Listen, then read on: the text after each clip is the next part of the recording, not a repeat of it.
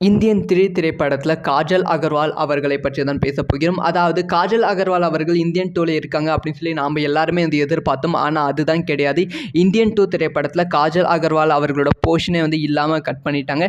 Indian 3 திரைப்படத்தில் வந்து காஜல் அகர்வாலோட முழு போர்ஷன் வந்து இருக்கிறது. ஸோ இந்தியன் 2 திரைப்படம் முடிந்த அப்புறமா கிளைமேக்ஸில் வந்து இந்தியன் 3 திரைப்படத்தோட ட்ரைலரை வந்து போட்டாங்க.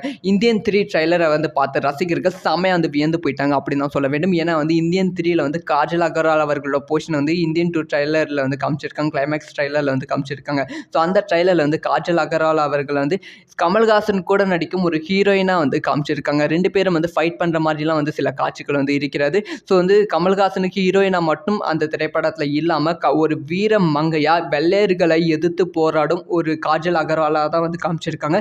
ஒரு குயினாக வந்து காமிச்சிருக்காங்க. ஸோ ரொம்ப நாளாக வந்து தமிழ் சினிமா பக்கம் எட்டி பார்க்காம இருந்த காஜல் அகர்வாலுக்கு கண்டிப்பாக அந்த இந்தியன் 2 வந்து ஒரு மிகப்பெரிய கம்பேக் கொடுக்கும் என்பதில் எந்தவித சந்தேகமும் இல்லை.